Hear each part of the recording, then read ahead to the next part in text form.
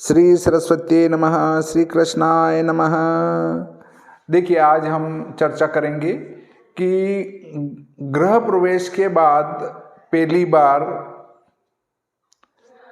होली क्यों नहीं आना चाहिए,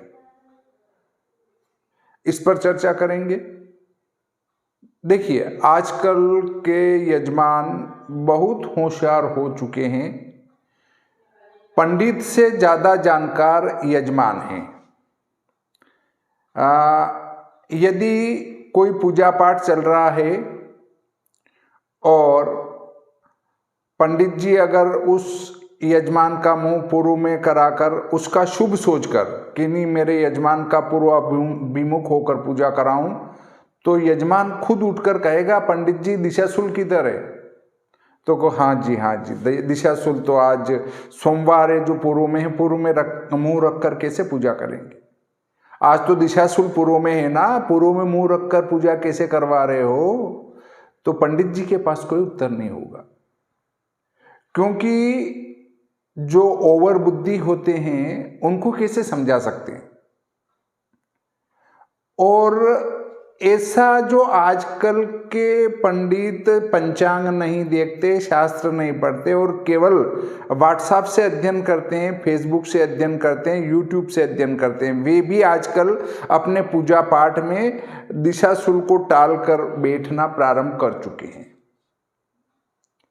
जबकि दिशाशूल का विचार, चंद्रमा का विचार, योगिनी का विचार, काल राहु का विचार, इनका विचार यात्रा में किया जाता है, न कि बैठने उठने पूजा पाठ में किया जाता है।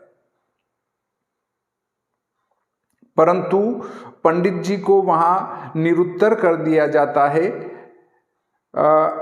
मेरे पास तो कोई आते हैं और कहते हैं कि साहब पंडित जी आज दिशाशूल किधर है, तो मैं कहता हूं भाई साहब गलती हो गई, आप कहो उधर मुंह कर देते हैं, अब मेरे बाप का क्या जा रहा है। तुम ज्यादा जानकार हो ही तो फिर मैं क्यों अपनी बुद्धि लगाऊं। उसके बाद दूसरा, पंडित जी पंचक है न मुहूर्त कैसे निकाल दिया, तो भाई गलती हो गई, आप कहो कब का मुहूर्त निकाल दो, और आप इतने जानकार हो तो फिर मेरे पास क्यों आए। कुछ महामूर्खों को तो समझाया ही नहीं जा सकता कि पंचक में मुहूर्त कैसे हो सकता है। अरे भाई, रेवती जो नक्षत्र जब होगा तब पंचक रहेगा ही, और रेवती ऐसा कोई कार्य नहीं है जिसमें प्रशस्त नहीं है। उत्तरा भाद्रपद भी पंचक का नक्षत्र है, रेवती भी पंचक का नक्षत्र है। उत्तरा भाद्रपद और रेवती नक्षत्र अधिकांश कार्यों में प्रशस्त है। जब विवाह हो सकता है, गृह प्रवेश हो सकता है, तो बाकी कार्यों में पंचक क्यों विचार रहे हो। ऐसा ही मैंने एक मुहूर्त निकाला वाहन का, घर जाके फोन आता है पंडित जी आपने वो पंचक में मुहूर्त निकाल दिया। हाँ भैया गलती हो गई, अब आप बताओ कब का निकालूं, पंचक के बाद का निकालो।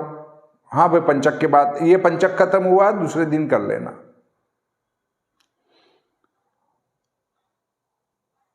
कुछ व्हाट्सएप वाले ओवर बुद्धि वाले आजकल रोजाना पंचक बता रहे हैं।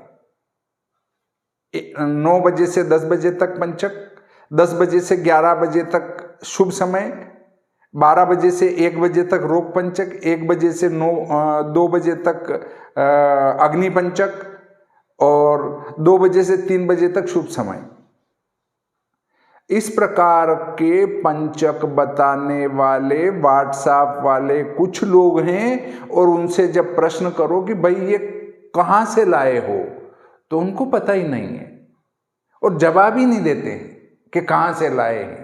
बस कॉपी पेस्ट किए जा रहे हैं और अपने आप को बुद्धिमान बताए जा रहे हैं। ऐसी ही स्थिति हमारे गृह प्रवेश में है। बस किसी सिरफिरे ने फेंक दिया कि गृह प्रवेश में पहला जो है त्योहार होली कैसे आए। जिस घर में खड़ा रहकर मैं वीडियो बना रहा हूं, उस घर में फाल्गुन में मैंने प्रवेश किया और पहला त्योहार होली आया, जबकि मैं खुद मुहूर्त निकालता हूं। अर्थात गृह प्रवेश के बाद पहला मुहूर्त, पहला त्योहार, अगर आपके घर में होली आता है तो उसका कोई दोष नहीं है। कुछ निरे लोगों को, निरे मूर्ख के दो उनको, निरे मूर्खों को ये पता नहीं है कि माघादि पंचमासेषु, मतलब माघ महीने से 5 माह, माघ, फाल्गुन, चैत्र, वैशाख और ज्येष्ठ, ये उत्तरायण के पवित्र माह माने गए हैं। अब चैत्र में क्यों शुभ कार्य नहीं होते? क्योंकि वहां पर मल मास होता है, मीन संक्रांति। गुरु के घर में जब जब भी सूर्य देवता जाते हैं तब तब मल मास होता है। धनु संक्रांति और मीन संक्रांति, उनमें शुभ कार्य नहीं होते, परंतु दक्षिण भारत में करते हैं। तो माघ से ज्येष्ठ महीने तक के महीने सबसे ज्यादा शुभ माने गए हैं और इनमें गृह प्रवेश करना भी शुभ माना गया है। अर्थात फाल्गुन में अगर आप गृह प्रवेश करते हैं तो कोई दोष नहीं है। उसमें पहला त्योहार होली आए या और कोई प्रचंड वेग आ जाए तो भी फाल्गुन महीने में आपको गृह प्रवेश करना चाहिए, जहां तक कि तारा अस्त न हो। अगर गुरु का तारा अस्त है, शुक्र का तारा अस्त है, तो फिर नहीं हो सकता। और फाल्गुन मास 98% क्षय आता ही नहीं है, तो क्षय माह वाला कोई दोष उत्पन्न होता ही नहीं है। अधिक मास आता है तो अधिक मास अगर प्राप्त हो रहा है तो फिर वहां आप शुद्ध मास में इसको कर सकते हैं। वो भी अधिक मास तब आता है, ये भी अधिक मास नहीं आता है। अधिक मास तब आएगा जब कोई क्षय मास पड़ रहा है और वहां अधिक मास बन जाए। तो किसी वर्ष में जब क्षय मास आता है तो वहां फाल्गुन अधिक मास आ सकता है, यह संभावना है। आता नहीं है फाल्गुन अधिक मास, आपने देखा ही नहीं होगा, बहुत कम आता है, नी के बराबर।